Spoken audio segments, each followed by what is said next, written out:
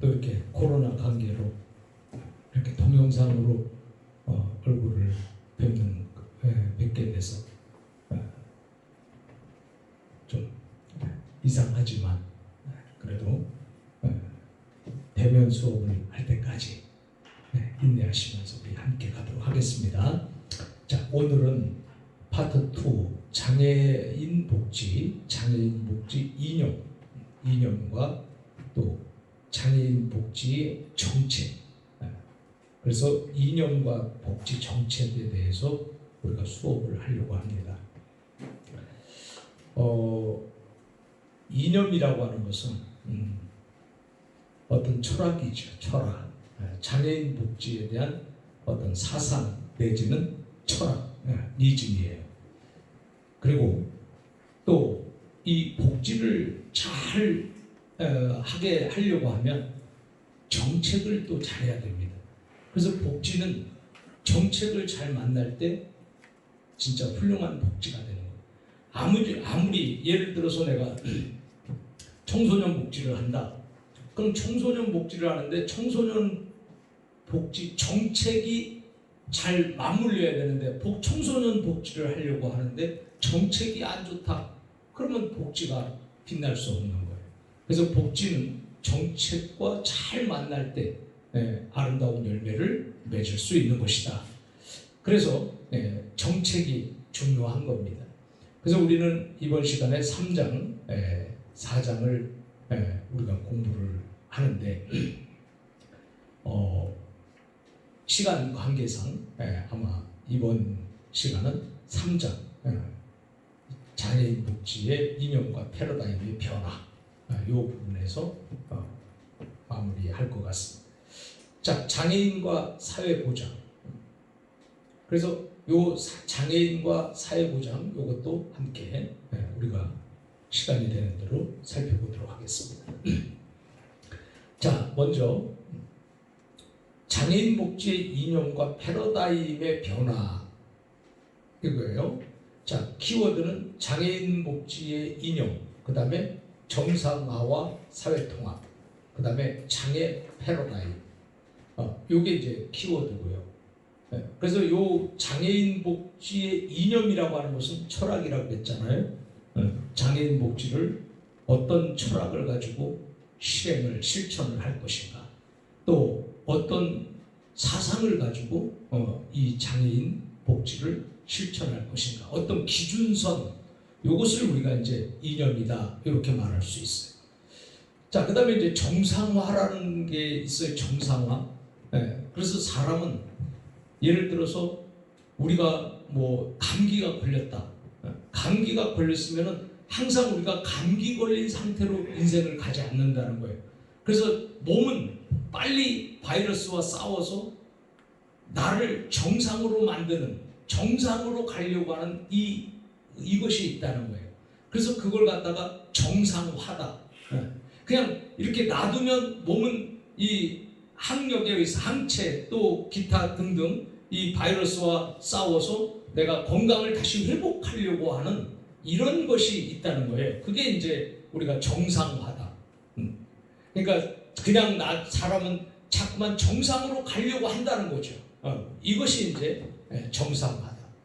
그 다음에 사회통합이라는 것은 뭐냐면 자, 장애인 복지에서 장애인은 우리가 소외를 시키잖아요. 또 이 비장애인들이 장애인을 대하는 태도가 어떻습니까? 그들이 과연 똑같은 생각을 이게 한다는 것이 사실은 어려워요. 왜냐하면 자기가 그 장애를 겪어보지 않았기 때문에 그 사람들을 이해한다는 게 굉장히 힘든 부분이죠. 그렇기 때문에 이 사람들하고 이렇게 함께 투게더 함께 가야 되는데 실제적으로는 함께 가려고 하니까 이 비장애인들 생각에는 거추장스럽게 생각이 될 수가 있어요. 또 걸림돌처럼 생각이 될 수 있어요. 마치 장애물처럼 생각이 될 수 있어요. 자, 이러다 보니까 소외를 시키고 장애인들을 이렇게 함께 하려고 하지 않고 그래서 이렇게 따로 이렇게 하기 때문에 사회통합이 안 되는 거예요. 그래서 이제 사회통합이라고 하는 단어를 가지고 장애인도 일반 비장애인처럼 똑같이 사회생활을 할 수 있도록 하라. 이게 이제 사회통합이에요. 예. 장애인들끼리만 하는 것이 아니라 장애인들끼리만 뭐 생활하고 그들이 무슨 뭐 장애인들끼리만 사는 그런 것 갖고는 안 된다. 그래서 우리가 일반 사람들하고 똑같이 이렇게 생활할 수 있도록 사회통합, 사회 안에서 비장애인이나 장애인이나 똑같이 어떤 뭐 편견 없이 차별 없이 그래 함께 가자. 그래서 사회통합이라는 거예요. 그래서 장애인이나 비장애인이나 전혀 문제될 것이 없이 자연스럽게 함께 갈 수 있게 하는 거. 요게 이제 사회통합이다. 그 다음에 장애 패러다임이 지금 바뀌고 있잖아요. 그래서 옛날에는 뭐 장애 1, 2, 3등급에서 쭉 해서 뭐 10등급까지 뭐 이렇게 쭉 했지만은 요즘에는 또 장애인 등급을 나누는 것도 또 달라졌잖아요. 그러니까는 장애 패러다임이 계속 지금 바뀌고 있다. 그래서 우리는 이 학습 목표를 우리가 보면 장애인 복지의 기본 이념에 대해서 설명할 수 있다. 이 수업을 통해서 여러분들은 장애인 복지의 기본 이념, 기본 철학, 이 철학을 여러분이 설명할 수 있도록 수업이 진행되어져야 된다.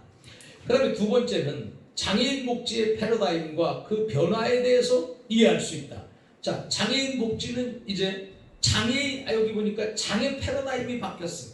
장애 패러다임이 바뀌니까 또 당연히 장애인 복지의 패러다임 또한 바뀌어야 되지 않냐. 그래서 이 패러다임과 그 변화에 대해서 이해할 수 있다. 그 다음에 장애에 대한 관점을 이해할 수 있다. 장애가 뭐가 장애냐, 장애와 비장애를 어떻게 구분할 수 있는가. 그래서 그 기준서는 무엇인가, 정해진 기준, 그런 것도 한번 살펴보도록 해보겠습니다. 자, 먼저 장애인 복지의 기본 이념이에요. 자, 기본 이념이 장애인 복지의 기본 이념으로 지금 여기 하나, 둘, 셋, 넷, 5개가 있어요. 그 5개 가운데 첫 번째가 인간의 존엄성이에요. 장애인 복지의 기본 이념 5가지. 그 5가지 가운데서 첫 번째가 바로 인간의 존엄성이다. 존엄. 인간은 누구든지 다 존귀하고 귀한 거예요. 뭐 장애인이라고 해서 무시당하거나 차별할 수 없는 거죠. 차별될 수가 없는 거예요. 왜? 장애인도 인간이잖아요. 그래서 인간은 누구든지 다 존엄합니다. 다 귀합니다. 그리고 인간은 누구든지 대한민국 헌법 10조에 보면은 대한민국의 모든 국민들은 누구든지 행복을 추구할 권리가 있다. 자, 그 똑같은 헌법 10조 안에서 우리는 복지가 또 만들어지게 되고 또 거기에 장애인 복지가 또 따로 만들어지는 거예요. 자, 그런 가운데서 인간의 존엄성이라고 하는 것은 이건 기본 이념 가운데 첫 번째다. 인간은 굉장히 존귀한 것이다. 인간의 특히나 이 생명은 뭐 짐승과 같지 않잖아요. 인간으로서의 존엄, 인간으로서의 가치, 인간으로서의 의미, 또 인간으로서의 어떤 귀함, 이것이 바로 존엄성이다는 거예요. 그래서 장애인 복지의 이념 가운데 인간의 존엄성이기 때문에 다 똑같다는 거예요. 그가 단지 불편할 뿐이지 그가 똑같이 우리와 똑같이 한 사람이라는 거예요. 단지 비장애인은 불편함이 없는 거고 장애인은 내가 좀 이거 활동을 하는데 좀 불편하다. 불편을 본인이 또 우리가 생각할 때 느끼는 그것 차이지 다른 건 없습니다. 여러분들은 뭐 장애가 없기 때문에 뭐 사람 인생을 사는 동안에 불편함이 없을 수 있어요. 뭐 환경 말고 여러분의 몸에서. 그러나 장애인들은 몸 자체가 좀 불편한 거야. 좀 불편한 것이지 그 외에 차이는 없다.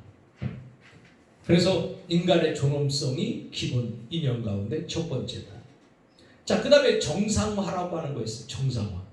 정상화라고 하는 것은 항상 정상으로 돌아가려고 하는 성질이에요. 그래서 이 가만 놔두면 자꾸 정상으로 돌아가려고 하는 그 성질, 이 정상화. 그래서 우리 인간은 누구든지 다 정상화가 있어. 그래서 옛날에도 우리가 어르신들을 보면은, 우리 여러분의 부모님들을 보면 그분들은 공부를 안 했어. 교육도 받지 않았어. 그럼 무식한 상태에서 계속 가야 되는데 그 부모님 중에서 훌륭하신 부모님들이 얼마나 많아요. 사람다워. 그 다음에 더 현재 우리보다 더 훌륭할 수 있어요. 그러니까 사람은 이렇게 항상 이렇게 빗나가지 않고 막 가지 않는다는 거예요. 그래서 정상으로 이렇게 정상 아시죠? 정상으로 가려고 하는 그 성질을 갖고 있다. 또 장애인들도 내가 장애했지만은 정상인처럼 똑같이 가려고 하는 그런 노력, 또 그런 마음, 또 그런 성향이 장애인들에게도 있다는 거예요. 네. 그래서 우리가 나는 정상입니다.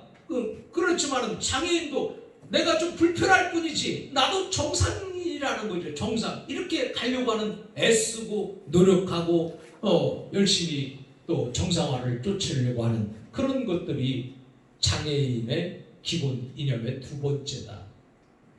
자, 정상화에 대해서 이해를 할 수 있겠습니까? 정상화라고 하는 것은 사람은 항상 정상으로, 정상 상태로 가려고 하는 성질이에요. 그래서 그걸 우리가 정상화다 이렇게 말해요.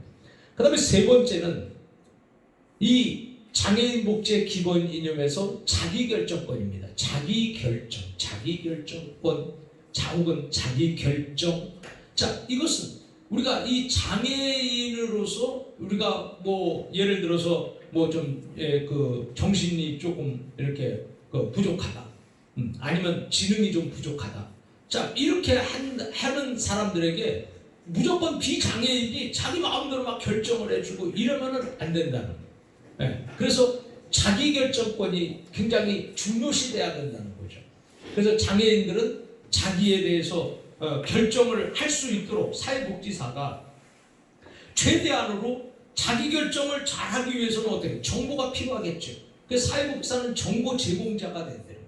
그래서 왜 장애인이 정보를 제공을 많이 해줘야 결정도 다양한 가운데서 결정을 하지, 만약에 사회복지사가 제공을 한 가지만 해줘봤어요. 그러면 선택의 여지가 없잖아요.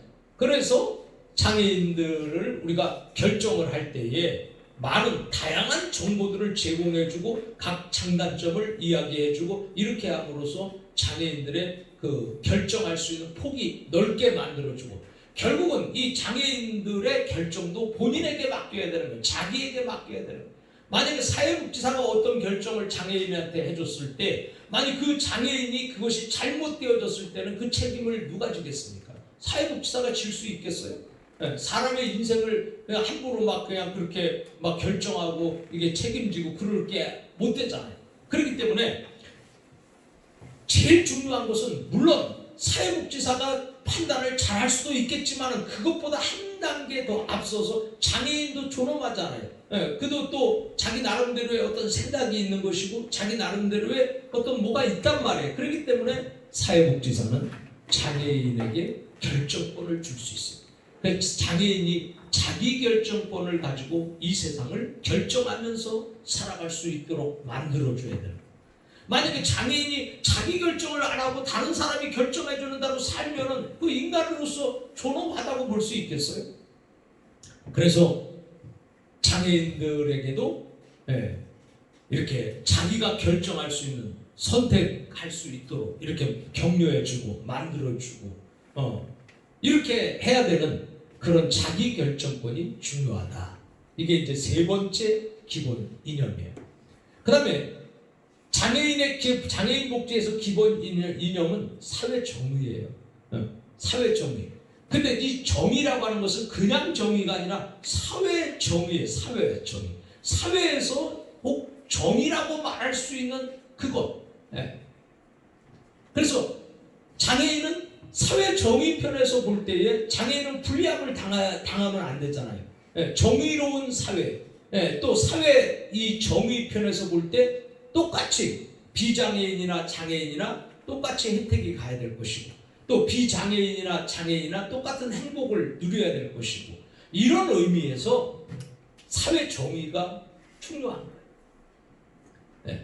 그래서 이 사회가 인정하는 정의, 또 사회가 지금 현재 가고 있는 패러다임, 이런 것들이 그 사회 정의다 이렇게 볼 수 있어요. 그 다음에 다섯 번째는 사회 통합이에요. 그래서 사회 통합이라고 하는 것은 장애인들을 사회에다가 자꾸 집어넣는 거죠. 근데 장애인들을 자꾸 밀어내잖아요 지금. 차별해서 밀어내고 또 그들을 이렇게 소외시키고 그러다 보니까 이 사회에서 자꾸 바깥으로 나간단 말이에요 장애인들이. 그건 아니다. 그래서 장애인들을 사회로 자꾸 끌어들이고 함께 할 수 있도록 이렇게 만들어야 되는 것이다. 그래서 장애인이나 비장애인이나 구분하지 않고 통합이라고 하는 것은 하나가 되도록 만드는 것이다. 자, 이것이 이제 사회 통합이에요. 그래서 장애인 복지의 기본 이념에 5가지가 있는데 이 장애인 복지의 기본 이념은 굉장히 중요한 겁니다. 이런 것은 시험에도 잘 나오는 거예요.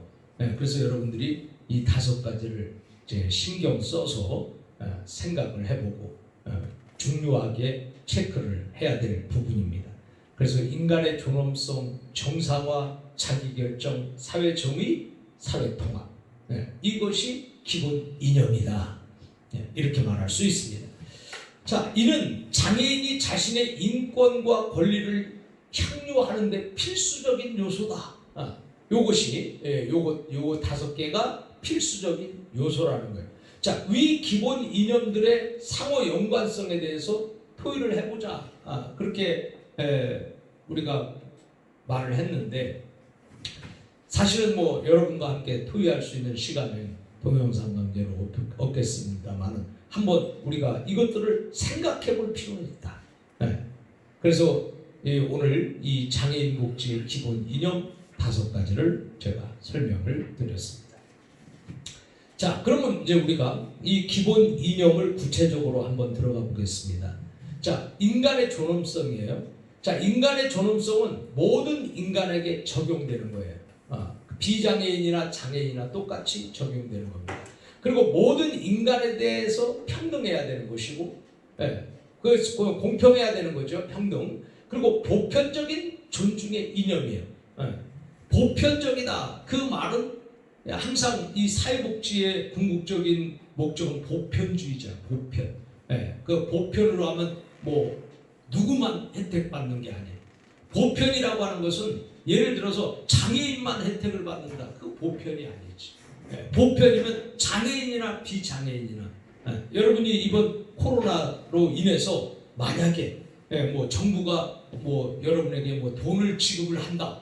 이런 것도 보편이라고 하면은 부자든지 가난한 사람들이든지 이걸 동일하게 똑같이 이거를 제공을 해야 되는 거예요. 예를 들어서 뭐 부자에게도 100만 원 주면 가난한 사람에게도 100만 원 주고 이게 보편주의란 말이에요. 이 복지는 원래 보편주의예요. 보편주의인데 갑자기 보편주의를 하려다 보니까 돈이 많이 들어. 경제가 힘들어. 그래서 차츰 우선 하되 끝에 가서는 보편으로 하자. 그래서 차츰 가는 과정을 우리가 선별적이라 이렇게 말해요. 그래서 선별적 복지. 그 다음에 보편적 복지. 그래서 선별적이라고 하는 것은 보편적 복지를 가기 위해서 우선 단계적으로 가는 이것을 선별적 복지라 그런단 말이에요. 그러니까 복지는 보편주의가 되는 거예요.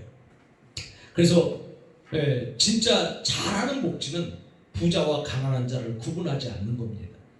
그래서 이 정부도 아마 그런 쪽으로 갈 것 같기도 합니다.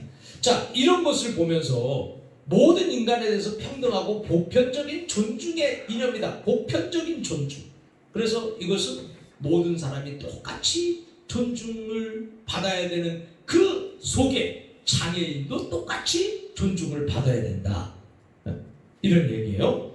그래서 그렇다고 해서 장애인이 여러분이 비장애인들이 장애인을 이상하게 보는 것도 이것도 문제가 될 수 있어요.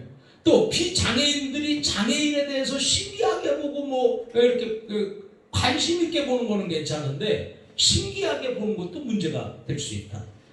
또 장애인 하면은 뭔가 좀 이렇게 함께 가기에 불편하다고 생각하는 그 정신도 우리가 버려야 되는 거예요. 또 장애인은 불편한 사람이다. 이런 이 생각, 사고 자체도 이 비장애인들이 고쳐야 될 부분입니다. 예. 그들이 뭐 불편을 하겠죠. 그렇지만은 그 똑같은 인격체에서 볼 때 뭐 정상적인 거죠. 예. 그 뭐 사람이 머리가 다 똑같은 거 아니잖아요. IQ가 다 틀리듯이 또 사람이 또 뭐 모양도 서로가 다 다른데 예. 이 세상에서 똑같은 사람이 어디 두 사람이 있겠어요? 쌍둥이도 자세히 보면은 달라요. 그것처럼 그 서로 다를 뿐이지. 그러니까 장애인을 우리가 비장애인이 대할 때 너와 나는 조금 서로 다를 뿐이지 똑같은 인간이고 똑같은 존엄만 존재고 그래서 보편적인 존중의 이념이다. 자, 이제 그렇게 이해를 하시면 쉽게 가겠습니다. 자, 세계인권선언이 1948년도에 있었는데 모든 사람은 태어날 때부터 자유롭고 동등한 존엄성과 권리를 가지고 있다. 자, 그래서 존엄성 권리예요. 그 존엄성과 권리를 가지고 있다. 사람은 천부적으로, 천성적으로 태어날 때부터 하늘에서 부여한 그런 것으로 천부적으로 이성과 양심을 가지고 있다. 이성 판단할 수 있는 거죠. 그 다음에 양심은 자기의 그 옳고 그름을 판단할 수 있는 기준이에요. 그래서 이성과 양심을 가지고 있으며 서로 형제애의 정신으로 행동하여야 한다. 형제애라고 하는 것은 같은 뱃속에서 나온 사람이잖아요. 그러니까 같은 식구잖아요. 그래서 형제애, 형제를 사랑하는 정신으로 행동을 해야 된다고 1948년도 세계인권선언에서 장애인의 인간의 존엄성에 대해서 이렇게 말하고 있다 이 말이에요. 그래서 사람이 태어날 때부터 자유롭고 동등한 존엄성과 권리를 가지고 있다는 거. 그래서 요거 굉장히 중요한 것입니다. 자, 그 다음에 여기서 자유는 개개인 각자가 자기 삶의 주인이 된다는 거예요. 그래서 여기 자유롭고 요 자유롭고에서 요 자유는 모든 사람은 태어날 때부터 각자가 자기 삶의 주인이 된다는 거예요. 그래서 스스로 선택을 한다는 것을 의미해요. 그래서 장애인도 그 인생에서 그의 삶의 주인이에요. 그래서 장애인은 어떤 이 비장애인한테 붙여서 사는 것도 아니고 그렇게 얹혀서 사는 것도 아니에요. 그 나름대로의 각자의 자기 삶의 주인이 돼서 살아가야 된다. 그래서 자기 삶의 주인이 돼서 살아가기 위해서 자기 결정권이 필요한 거예요. 왜냐하면 내가 다른 사람을 위해서 살아간다면 내가 결정할 필요가 없잖아요. 그 사람이 결정하면 되는 것이지. 그래서 결국은 자기 결정 역시 이게 각각의 자기 삶의 주인으로서 살아가기 위한 것이다. 그래서 스스로 선택한다는 것을 의미합니다. 모든 사람은 태어날 때부터 이렇게 각자가 자기 삶의 주인이 되는 그 스스로 선택할 수 있는 그런 동등한 존엄성과 권리를 가지고 있다. 이렇게 보시면 되겠습니다. 자, 그 다음에 인간의 존엄성에서 계속해서 비엔나 세계인권대회 1993년이에요. 얼마 되지 않았습니다. 모든 인권은 보편적이고 불가분하며 서로 의존하고 관련되어 있다. 자, 인권이 사람에 대한 권리예요. 인권이라고 하면. 그래서 인간의 권리, 사람의 권리, 우리의 모든 사람에게 권리. 자, 이 권리는 우리가 여기 보면 보편적이다. 그리고 불가분하다. 그리고 서로 의존하고 관련되어 있다. 그래서 국제사회는 인권을 전 세계적으로 공정하며 동등한 양식을 취급하여야 한다. 국가적, 지역적 특성과 다양한 역사적, 문화적, 종교적 배경이 고려되어야 하지만 그들의 정책적, 경제적, 문화적 체계와 관계없이 모든 인권과 기본적 자유를 증진하고 보호하는 것이 국가의 의무다. 이렇게 말했습니다. 그래서 우리 장애인들은 모든 인권과 기본적 자유를 증진한다. 그래서 인간의 권리, 그 다음에 인간이 가져야 될 기본적 자유, 이것을 더 높인다는 거잖아요. 그래서 높이고 더 나아가서 보호하는 것, 이것을 보호해 주는 것, 그것이 바로 국가의 책임이고 국가 의무라는 것이에요. 그래서 우리는 여기에서 인간의 장애인 복지의 기본 이념 중에 인간의 존엄성에 대해서 우리가 지금까지 살펴보았습니다.